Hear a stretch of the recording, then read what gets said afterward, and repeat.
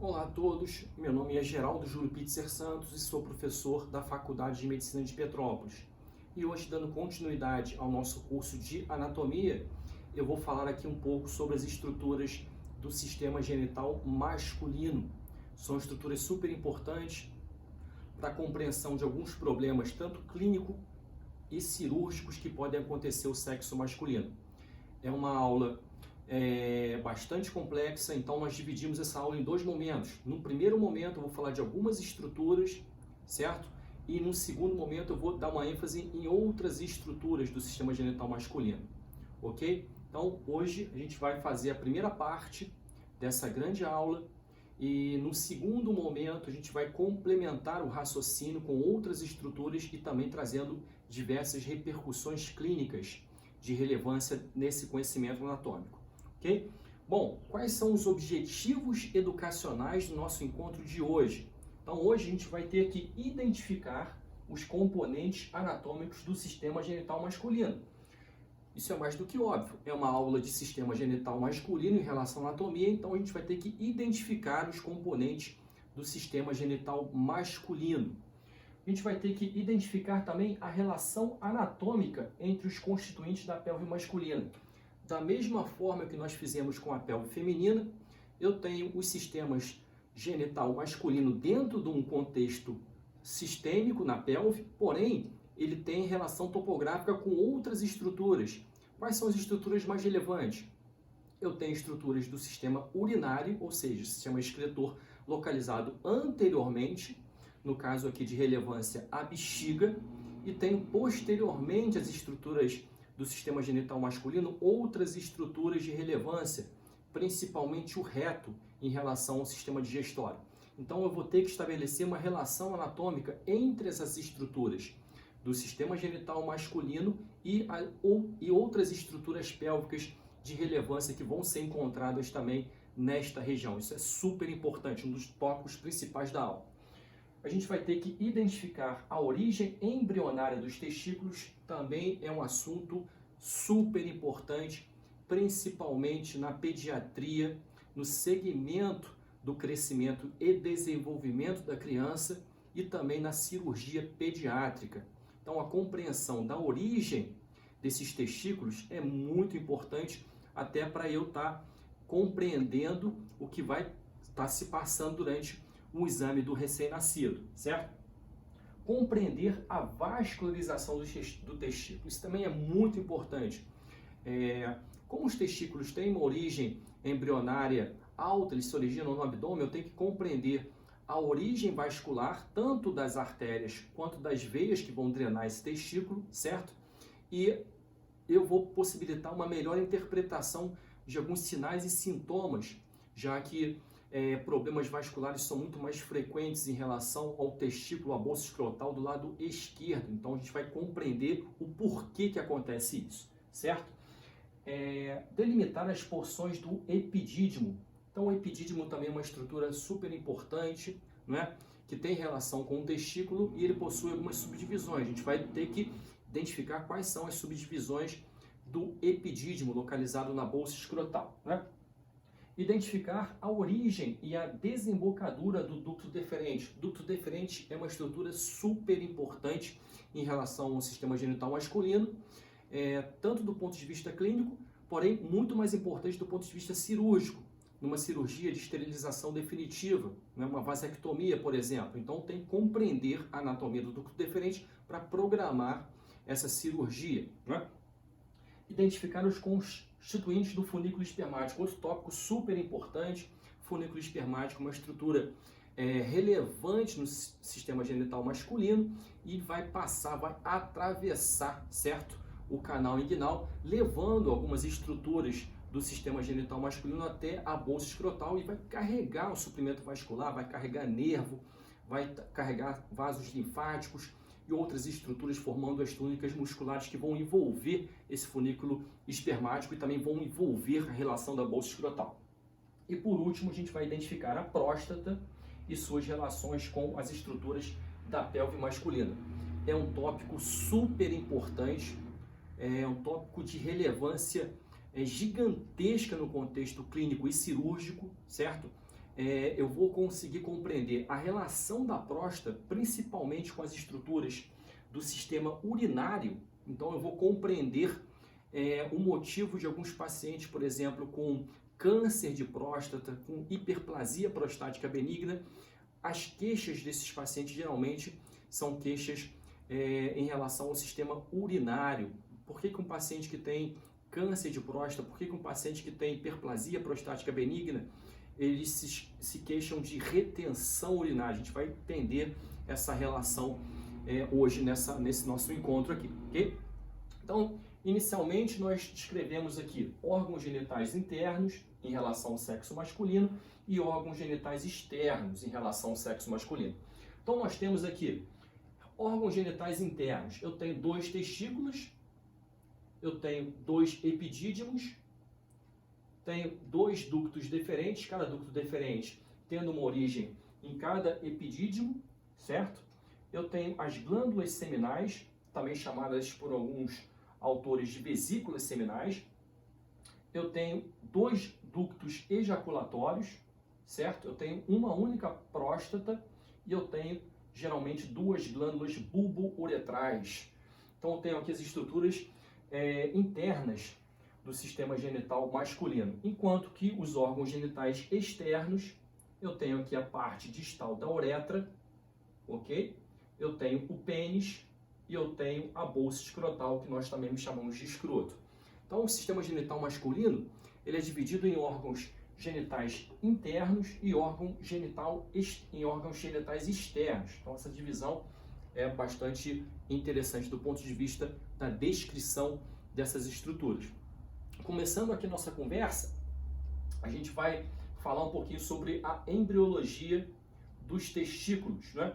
Então eu tenho aqui diversas imagens, né, correspondendo à 6ª semana de vida embrionária até a 9ª semana de vida, já que o feto, ele começa a ser denominado feto a partir da 8ª semana. Até a 8ª semana eu chamo de embrião. Então aqui eu tenho o período embrionário e também tenho o período fetal, né? E na região abdominal desse embrião e desse feto, eu tenho uma grande artéria, que é chamada de artéria aorta. Então a artéria aorta está presente lá desde os períodos precoces do desenvolvimento embrionário, né?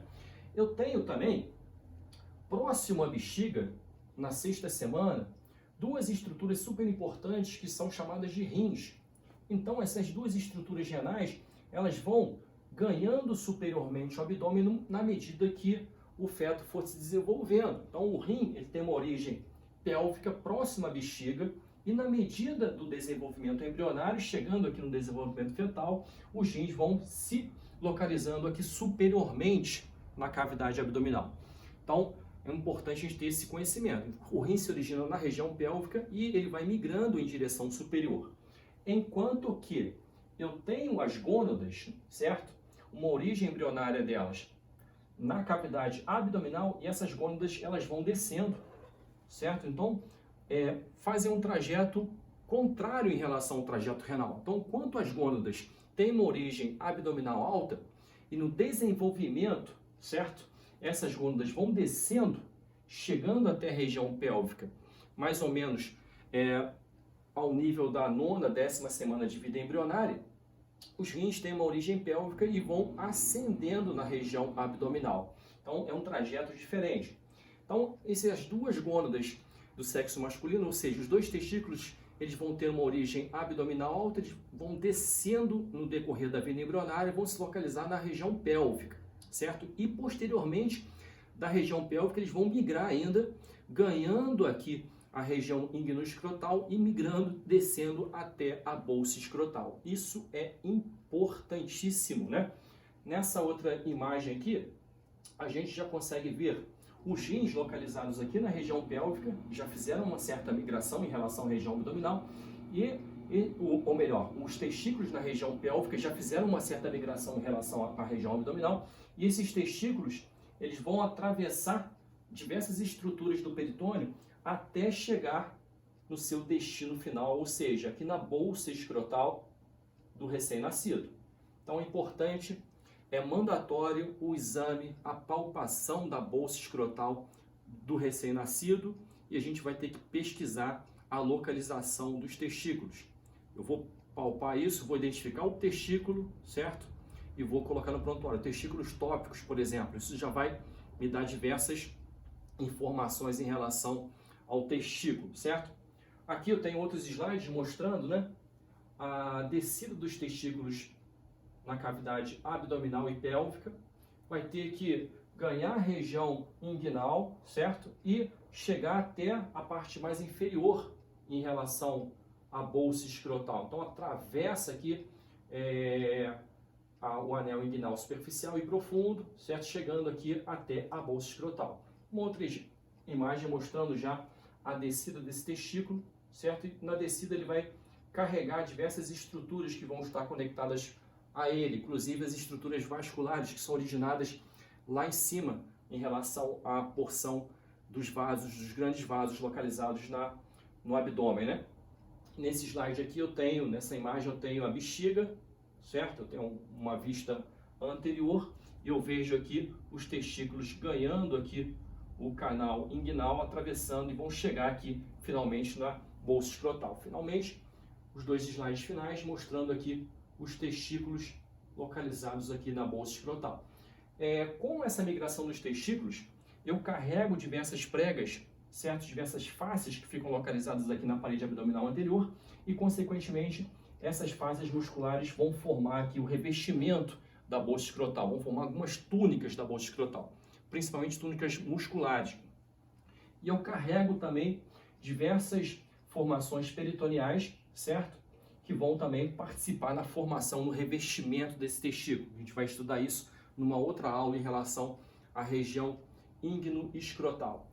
Mas principal objetivo, identificar, todo mundo vai memorizar isso, ninguém mais vai esquecer. Os testículos são originados na cavidade abdominal e vão migrando, chegando até a região pélvica e, consequentemente, mais para frente no período fetal, esse testículo vai saindo da região pélvica e vai ganhando também a região da bolsa escrotal, ok? Um outro slide mostrando, né, as estruturas da pelve masculina como um todo. Então eu vou identificar que na pelve masculina eu vou ter, além das estruturas do sistema genital, eu vou ter também estruturas principalmente do sistema urinário, localizado aqui na bexiga, e aqui posteriormente eu vou ter estrutura do sistema excretor do tubo digestório. Aqui, por exemplo, eu vou encontrar o reto, né? Vou encontrar também estruturas que vão desembocar no reto, por exemplo, aqui o cólon sigmoide. O cólon sigmoide, pelo fato dele ser peritonizado, eu tenho um ligamento, o mesocólon sigmoide, ele é bastante móvel na região pélvica, né? Então, esse cólon sigmoide pode estar localizado por cima da bexiga, em contato direto com o reto, certo? Em contato interior na parede abdominal. Então, uma estrutura que vai estar localizada na região pélvica, né? Observando aqui essa imagem, eu vou identificar aqui, na parte inferior da bexiga, uma estrutura super importante que eu chamo de próstata. Então, a próstata se localiza aqui, inferiormente à bexiga, e se localiza anteriormente ao reto. Essa relação entre a próstata e o reto é importantíssima, que vai me permitir realizar o exame do toque retal. Posteriormente à bexiga, eu vou encontrar as vesículas seminais, dos dois lados. Então, tem do lado direito, posterior, e do lado esquerdo, posterior da bexiga, eu vou encontrar aqui as duas vesículas seminais. Então, um corte importante para a gente interpretar essas estruturas da pelve masculina. Canso de corrigir, por exemplo, prova prática de aluno. Então, vamos supor que eu coloque um alfinete nessa estrutura aqui. Então, canso de corrigir alunos que colocam lá colo do útero. Pô, não é possível, tá vendo que a pelve é uma pelve masculina, como é que vai confundir a próstata com o colo do útero? E vice-versa, às vezes a gente pede alguma coisa, alguma estrutura em relação ao pelve feminino, peço lá a cavidade da vagina. Então o aluno coloca uma coisa da pelve masculina, certo? Então, primeira coisa, identificar que é uma pelve masculina, identificar que a próstata só pode estar presente na pelve masculina, não tem próstata na pelve feminina, certo? Um outro slide super importante, agora com um corte sagital da região da pelve masculina, eu vou identificar aqui, anteriormente, em contato com a sínfise púbica, eu vou encontrar aqui a bexiga. E posteriormente, Em relação aqui com a região glútea, eu vou encontrar o reto. Então essa relação é importantíssima, né? Enquanto que na pelve feminina eu tenho outros recessos, na pelve masculina eu tenho um único recesso, uma escavação que eu chamo de escavação retovesical, já que eu não vou ter o útero. Eu vou ter localizado aqui na frente, eu vou ter a bexiga e posteriormente eu vou ter o reto. Vou ter uma grande escavação que eu chamo de escavação ou recesso retovesical. A bexiga, ela é uma estrutura que o seu volume vai depender da quantidade de urina que vai estar no seu interior. Então, ela inicialmente ela é pélvica, porém, se ela estiver repleta de urina, ela vai ganhando a região abdominal e vai subindo em relação à topografia da sínfise púbica, me permitindo também realizar uma punção suprapúbica para tentar esvaziar essa urina se estiver causando alguma obstrução na drenagem de urina aqui na sua parte inferior. Esse slide é super importante, que a gente vai identificar também a próstata. Então, a próstata localizada nesta topografia, e observe a relação da próstata com a parede anterior do reto. Isso vai me permitir a realização de um toque retal. Nesse toque retal, eu vou conseguir palpar a próstata anteriormente, certo? E durante essa palpação, eu vou identificar se essa próstata pode estar aumentada e também eu vou identificar a consistência dessa próstata. Poxa, mas por que a próstata pode aumentar? Existem algumas doenças do sistema genital masculino que podem aumentar a próstata. Primeira coisa que a gente pensa é um câncer de próstata, pode levar ao aumento da próstata. Mas eu tenho outra doença que chama hiperplasia prostática benigna.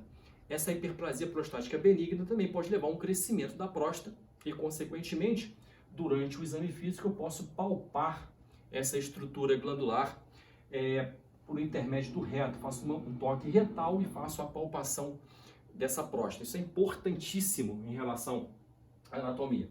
Observem também uma outra relação de suma importância. Eu tenho aqui a estrutura que vai ser drenada, que vai drenar a urina da bexiga, que eu chamo de uretra, e essa uretra ela vai atravessar aqui em um dos seus componentes o interior da próstata. Então, a uretra vai drenar a urina da bexiga até o meio externo e vai atravessar o interior da próstata. Então, se eu tiver um aumento dessa próstata, eu posso também comprimir a uretra no seu interior. Consequentemente, o paciente vai começar a ter uma retenção urinária.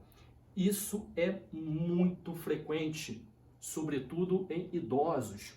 Aquele idoso que tem hiperplasia prostática benigna ou tem câncer de próstata, esse idoso ele tem uma retenção urinária, ele fica 10, 15, 20 minutos em frente ao vaso para tentar urinar, não consegue urinar, faz um esforço absurdo, vai causar um desconforto muito grande e realmente é um idoso que vai 50 vezes no banheiro e toda vez que for no banheiro ele vai urinar pouquíssimo, já que ele vai ter que fazer um esforço para ganhar essa resistência, né? Atravessar essa resistência de uma próstata aumentada.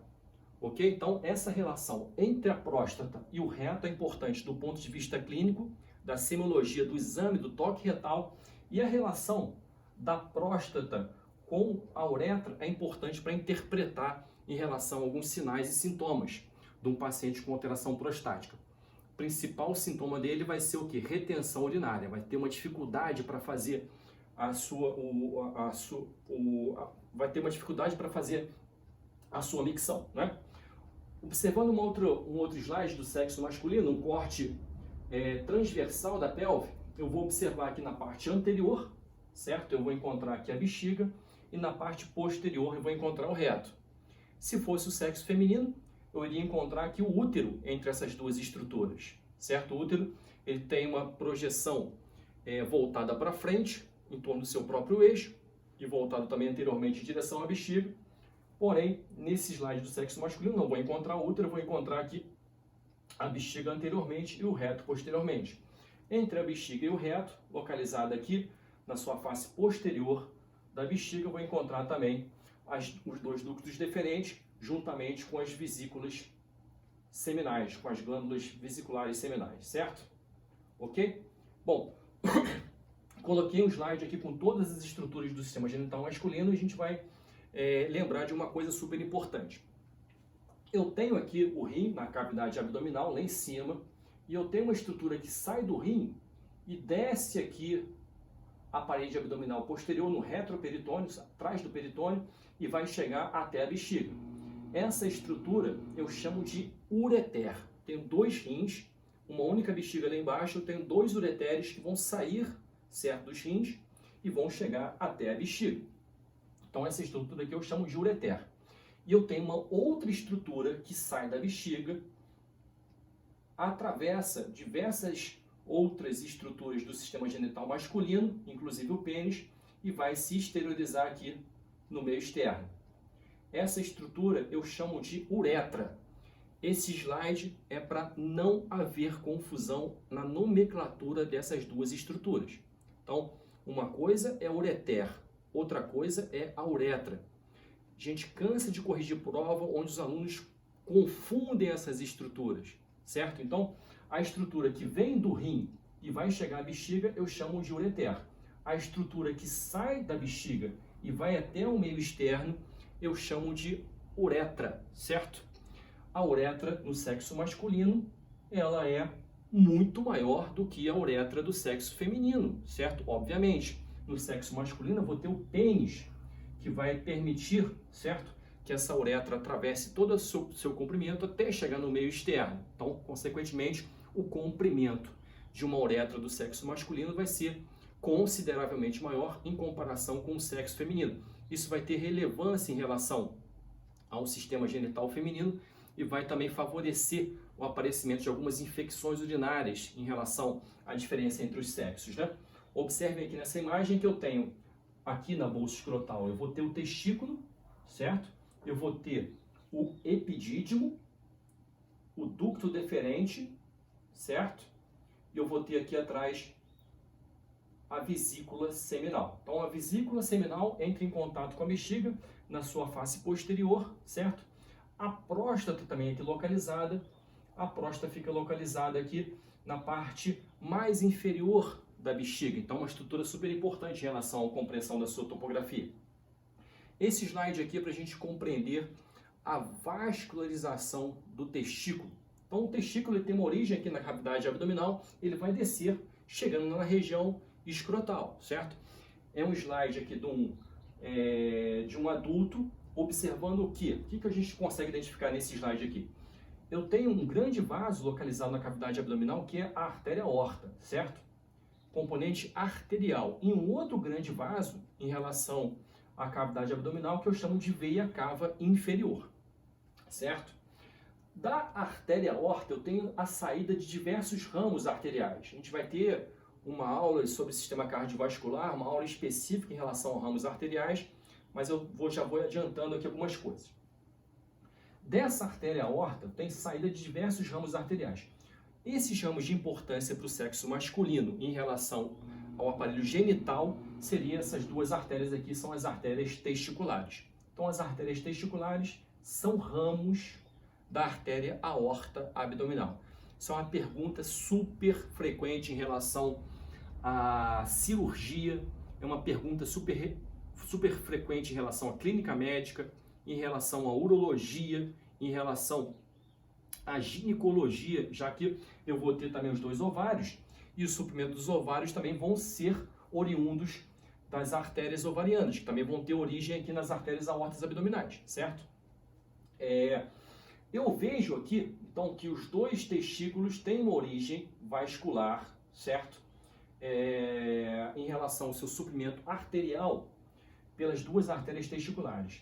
Em relação à drenagem venosa, eu tenho duas situações. O testículo do lado direito, eu vou ter ali a veia testicular e essa veia testicular vai drenar onde? Na veia cava inferior. Enquanto que o testículo do lado esquerdo, eu vou ter uma veia testicular esquerda e essa veia testicular esquerda vai drenar onde? Vai drenar aqui na veia renal esquerda. Isso é importantíssimo, porque eu vou ter uma angulação diferente na chegada da veia testicular do lado direito em comparação com uma angulação com a chegada da veia testicular do lado esquerdo, já que essa veia aqui drena em 90 graus em relação à veia renal esquerda enquanto que a veia testicular direita drena numa angulação de 45 graus aproximadamente em relação à veia cava inferior. Isso vai explicar o motivo de eu encontrar muito mais problema de insuficiência venosa testicular do lado esquerdo, já que eu vou ter uma resistência muito maior em relação à chegada desse sangue aqui na veia renal, certo? Aqui o sangue já vai chegar praticamente no fluxo laminar, então ele já vai chegar na própria direção do fluxo. Nesse outro caso aqui eu vou ter uma resistência maior para a chegada, por isso eu consigo explicar o porquê que eu tenho varicocele, que é muito mais frequente do lado esquerdo. Já atendi diversos pacientes com varicocele. A grande maioria, 95%, tem uma varicocele do lado esquerdo, já que eu tenho uma resistência maior da drenagem das veias testiculares desse lado. Nessa imagem aqui, eu mostrei aqui, né, uma bolsa escrotal parcialmente dissecada, onde eu vou encontrar aqui embaixo o testículo, certo? E vou encontrar também o epidídimo. Então, o epidídimo em formato de C vai estar envolvendo, sobretudo, a face posterior do testículo. Então, o testículo vai estar localizado na bolsa escrotal, juntamente com o epidídimo, vai estar revestido por diversas túnicas, né? Ao redor dessa glândula, né? E o epidídimo vai ter relação com o testículo. Se eu observar o testículo, eu vou conseguir compreender que ele não é completamente circular, ele tem um formato ovalar, né? Ovular. E realmente eu tenho uma parte superior, uma extremidade superior, uma extremidade inferior, uma face medial, uma face lateral, uma borda ou margem anterior e uma margem posterior-superior. Então ele não é completamente circular, ele tem um formato ovular, né? Consequentemente, a parte posterior, né, do testículo vai entrar em contato aqui com o epidídimo em quase toda a sua extensão, desde a cabeça do epidídimo, o corpo do epidídimo e aqui embaixo a cauda do epidídimo, certo? Então esse slide aqui mostrando, né, a relação do testículo com o epidídimo. Então o testículo localizado na bolsa escrotal, o esquerdo ele é mais baixo que o direito, certo? Uma pequena variação em relação ao lado direito e ao lado esquerdo, que não tem tanta relevância isso, certo? Produzem espermatozoides e também produzem testosterona. Não esquecer que o testículo, além da produção dos espermatozoides, eles produzem testosterona, um hormônio super importante em relação ao sexo masculino. Ele tem cerca de 25 gramas, tem extremidades, faces e bordas. Existem diversas túnicas que revestem, né, o testículo. Mais internas são a túnica vaginal e a túnica albugínea. Possuem diversos septos e lobos, né? Uma outra imagem mostrando aqui, mais aproximado em relação à anatomia, de contato entre a parte do testículo e a parte do epidídimo. Estrutura interna do testículo, né? Então, nessa imagem aqui, nós fizemos um corte e observamos aqui a parte do interior da glândula testicular. Então, eu vou ver aqui que o testículo ele tem diversos túbulos, né? Então, existem diversos túbulos seminíferos, tem 250 a 400 túbulos seminíferos. Eu tenho 800 túbulos seminíferos, diversos túbulos seminíferos, e esses túbulos seminíferos se convergem em alguns lobos, certo? Então, cada lobo desse tem diversos túbulos seminíferos. Eu tenho diversos túbulos retos, né? Já aqui mais próximos, né, de uma região do testículo que eu chamo de mediastino, né? Então eu tenho lóbulos, tenho túbulos seminíferos, tenho túbulos retos, tenho uma rede testicular que eu chamo de mediastino. Essa importância anatômica aqui mais relevante, né, mais importante do ponto de vista da histologia. Porém, eu tenho que compreender que eu tenho ductos, né, que vão levar o espermatozoide que vai ser produzido aqui no testículo até o epidídimo.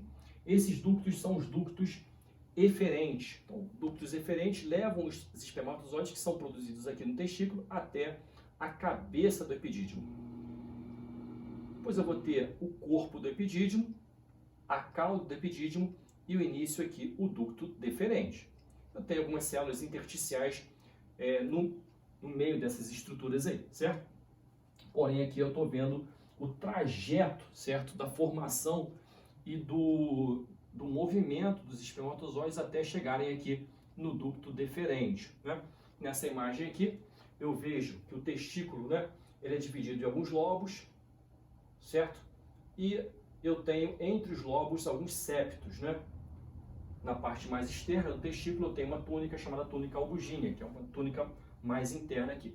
O mediastino do testículo, localizado aqui na sua face mais interna, e aqui os ductos eferentes. Ductos eferentes chegando aqui o epidídimo, mostrando aqui a cabeça do epidídimo, o corpo do epidídimo, a cauda do epidídimo e aqui o início do ducto deferente. O início do ducto deferente bastante tortuoso, né?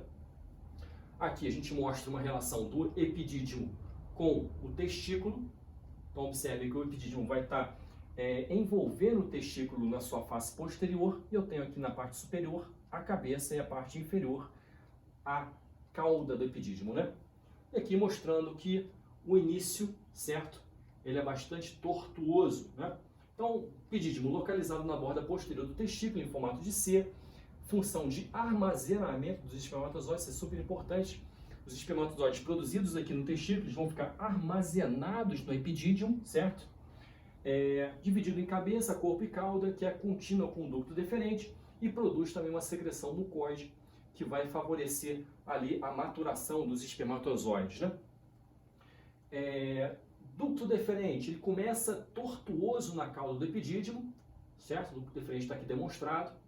Ele ascende posterior ao testículo, então ele sobe posteriormente, ou seja, na parte dorsal do testículo, e vai compor o funículo espermático com diversas artérias, diversas veias, nervos e linfáticos, né?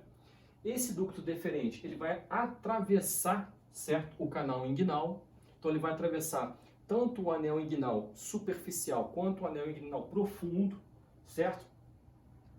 Ele vai cruzar os vasos ilíacos externos, os vasos que vão ter relação com o membro inferior, passa lateralmente na pelve, né? E nesse trajeto na pelve ele é retroperitoneal ou extraperitoneal, mesma coisa, ou seja, ele está atrás do peritônio parietal. Ele vai chegar na região posterior da bexiga, né? Vai cruzar o ureter e vai se alargar, formando aqui uma ampola do ducto deferente, né? E esse ducto deferente vai se juntar com o ducto da glândula seminal, formando aqui o ducto ejaculatório. Então, o ducto deferente tem uma origem aqui do epidídimo da sua cauda, ele vai subir, vai ganhar aqui o funículo espermático, vai atravessar o canal inguinal, certo? E vai lá para a parte posterior da bexiga, atravessando aqui a região pélvica, e vai se juntar com o ducto da vesícula seminal, formando aqui o ducto ejaculatório. O ducto ejaculatório vai drenar aqui na uretra prostática, certo? Ou seja, o ducto ejaculatório ele é a formação entre o ducto, eu tenho a formação do ducto ejaculatório a partir de duas estruturas, o ducto deferente e o ducto da vesícula seminal, certo? Aqui mostrando uma aproximação das estruturas, então eu tenho aqui o ducto ejaculatório formado aqui do ducto da vesícula seminal juntamente com o ducto deferente, né? Então o ducto ejaculatório drena aqui na uretra prostática, uma parte importante da uretra, certo? Funículo espermático. Então, eu tenho um conjunto de estruturas, certo? Que acompanham o testículo na sua descida. Então, esse envoltório desse conjunto de estruturas, eles vão atravessar o anel inguinal profundo, certo? E vão chegar lá na bolsa escrotal juntamente com a borda testicular posterior, mais longo à esquerda, e esse funículo espermático ele vai atravessar a região proximal aqui da coxa em contato com o músculo adutor longo, certo? Vai ter uma certa relação com o músculo adutor longo, porém ele vai chegar apenas até o testículo, né? Até a bolsa escrotal. Aqui uma outra imagem mostrando aqui uma dissecção da parede abdominal anterior, da região inguinal, onde eu retiro, por exemplo, o teto, né, do canal inguinal e eu estou conseguindo expor aqui o funículo espermático. Então, diversas estruturas que vão atravessar nesta região e vão chegar até aqui a bolsa escrotal. Quais são os componentes do funículo espermático? Então, tem diversos componentes. Os mais importantes, a artéria testicular. Lembrar que essa artéria testicular vem lá de cima da artéria aorta abdominal. Tem também uma artéria do ducto deferente tem a artéria cremastérica, já que eu vou ter o músculo cremaster, que vai envolver esse funículo espermático, vai ter relação até com a bolsa escrotal. Esse músculo cremaster é importante, já que eu vou ter uma retração do testículo, certo? Importante porque esse testículo tem que estar numa temperatura diferente do corpo humano para favorecer a formação dos espermatozoides. Eu vou ter diversos ramos nervosos, ramo genital do nervo gênito-femoral, que é um nervo do plexo lombosacral. Eu tenho também nervo para o músculo cremaster, eu tenho nervos do plexo simpático para o testículo, certo? Mas eu tenho outros componentes principais, ducto deferente e o plexo pampiniforme, ou seja, esse plexo pampiniforme é um plexo venoso que vai drenar o testículo. Nesse plexo pampiniforme eu vou ter diversas estruturas enoveladas nesse funículo espermático vasculares venosas. E lá em cima eu vou ter a formação das veias testiculares. Essas veias testiculares vão subir e vão ganhar ali, no caso do lado direito, a veia cava inferior, e no caso do lado esquerdo, a veia renal esquerda. E aqui, por último, eu tenho os vasos linfáticos. Novamente aqui uma imagem mostrando, né, a relação do testículo em relação à bolsa escrotal parcialmente dissecada e a sua relação também com o epidídimo. E por último, coloquei aqui um slide mostrando, né, os órgãos do sistema genital masculino e a sua função. Então eu tenho o testículo, ele vai produzir os espermatozoides, também vai produzir os hormônios. Então, lembrar que o testículo tem dupla função: produção de espermatozoide e produção de hormônio. Qual hormônio que é? Testosterona.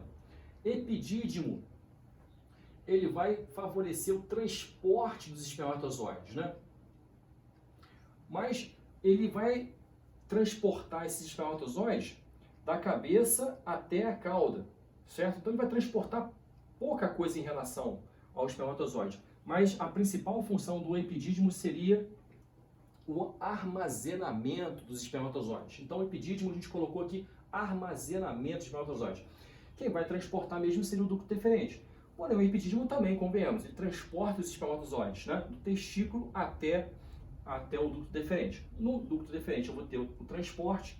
Na uretra, certo, também vai transportar os espermatozoides. E na uretra eu vou ter uma função também do transporte, né, da urina, ou seja, a uretra eu tenho uma parte do sistema genital masculino e uma parte também que vai compor o sistema genital, o sistema urinário, né? Glândulas acessórias, né? Eu tenho a próstata, eu tenho as glândulas das vesículas seminais, né?